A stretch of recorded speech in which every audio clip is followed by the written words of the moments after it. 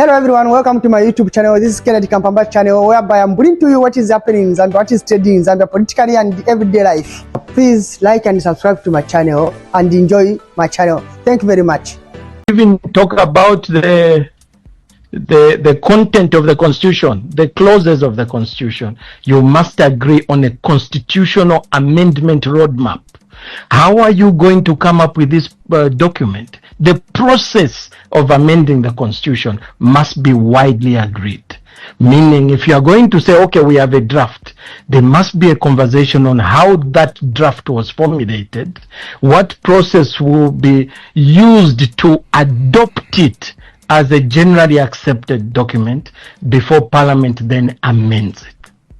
So those are very important. Remember, we have a population in these local villages, the outlying areas, that do not understand this document in English. Previously, when we've engaged in this constitutional amendment process, there's been a process of translating the document into the major local languages and having some sort of town hall meetings, district consultation, provincial consultations, and then you come to a national consultation. Now, a cautionary note here. It is very, a lot of caution must be exercised when you are going to amend clauses that bear directly on the next election. If the conversation will be on, for example, the threshold for electing the next president in 2026, or the number of constituencies, the delimitation, those are issues that directly bear on the next election. We need to be more cautious because it's a change in the rules of the game when you have already played a substantial part of this game. And therefore, there is need for heightened consensus building and among the political players, the stakeholders, the citizens generally. So that's my 2 cents on this issue. All right, State Council, I'd like to just get your comment on this, because we on this show, State House through the communication specialist, Mr. Clayson Hamasaka, did confirm that of the existence of a draft document. Drawing from all this experience that you've just shared right now, and what has happened in the past, what's your comment on this, of the existence of the draft document already? The question I would ask, you are journalists, you gather information, you are the ones that disseminate the information. The question I would turn back to you, were you aware of the process of coming up with this draft? And if you people who are supposed to inform us were not aware, then maybe we need to do more in terms of finding out how that draft was come up with. Because constitutional amendments, just the process of coming up with that draft is something that requires consensus building, because you don't want to build negative perceptions around a constitutional document. Because remember, the most important thing about the Constitution is legitimacy. Therefore, the process has to be completely transparent, and there must be inclusiveness in the way the document is come up with. I am maybe less informed than yourself, but I was not aware of this process of drafting this document. I'm not aware who took part in determining which clauses need amendment. I'm not aware where the decision was made that the Zambian people want those particular clauses amended. So I'm not very aware of those things. But if I have the questions and you have the questions, then those questions must be answered, because it begs the question, how transparent has the process been?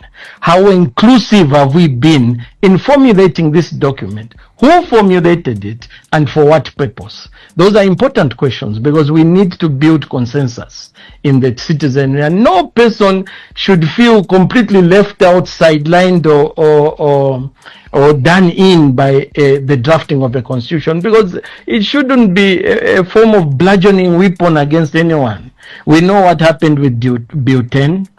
We know the controversy that was built up around us. Some of us even went to court, if you remember.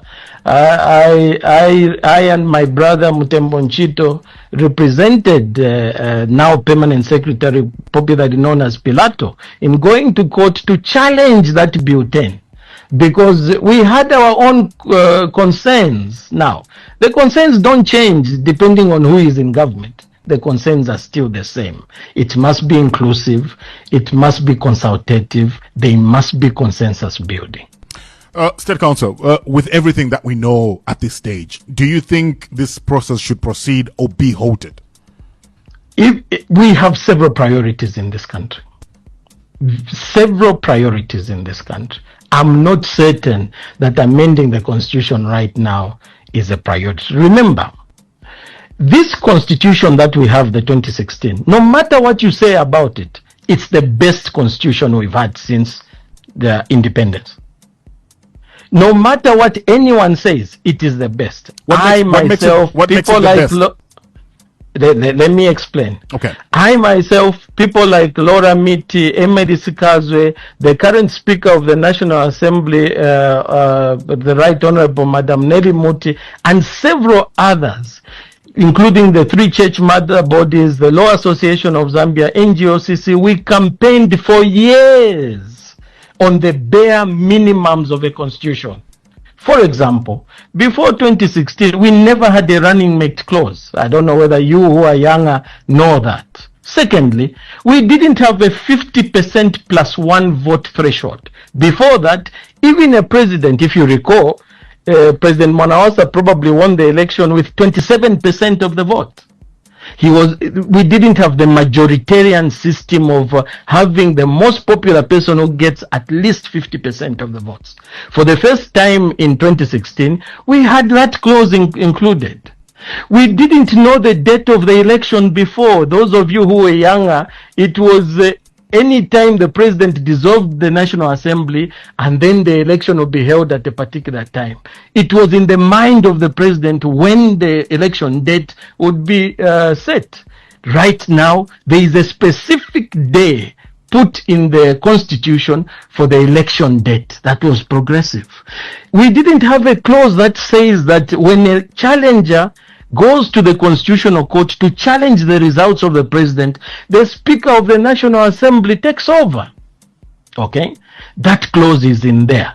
Another clause that is in the current constitution was the fact that, for example, Article 259 provides very clearly that anyone making appointments or nominations should dedicate 50% of the appointments for women, and that the youth also should be taken account of. Whether that has been implemented so far is something that we can debate. But it's in the Constitution, and there are several such progressive clauses in this Constitution. Now, we've held elections in this country before under a less, well, if I say, maybe I should say it another way, under a Constitution that didn't have these progressive clauses. Under a less progressive constitution. And under that less progressive constitution, in 1991, we changed the political parties from one party to another. In 2011, we changed governments from one political party to another. You know that. So we had two changes of government under a very imperfect constitution. Under this constitution, that is an improvement. The question is, couldn't we have good elections under it? And the question in my mind is that we could. Now, I know people have cried for increase in constituencies. It's on paper a good thing. But there is a term called gerrymandering. Gerrymandering is the way that you manipulate elections by increase of constituencies in certain party strongholds so that there is an inbuilt majority. Now, I'm not saying it's something that is happening here, but it's a danger you look out for, and there should be no perception in increasing constituencies that certain areas are getting more constituencies than the others, because that creates an unfair advantage one place and not the other. Now, those are conversations you have. Okay, delimitation is a good thing, but it must be done openly. It must be done transparently. If there is an increase of constituencies, we must have a conversation. Where are those increases? Okay, what is the threshold? The biggest threshold to determine increase in constituencies is the population. Can we sit down around the table and have a discussion why there is a proposal to increase constituencies in one area and not another? A transparent and inclusive process is the only way to amend the constitution because of these concerns that I've just highlighted. State Council, as we bring this to a close, what are your final thoughts? I think we've come a long way as a country.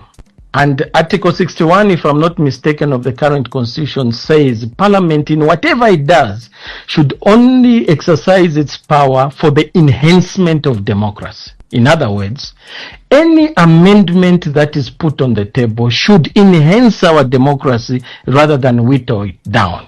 We must be clear. We are a democracy. That's the pride that we carry as a people, that we are a democracy. When we speak, it shouldn't be out of spite or insult. We must build. But we must speak when there's something to be said. And we must build this country on the basis of democratic credentials.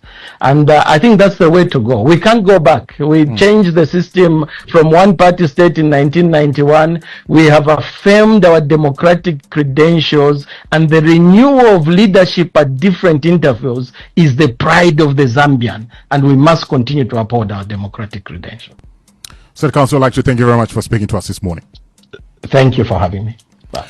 All right, we're just having a conversation with former Attorney General, Mr. Musa Mwenye, State Council, right here.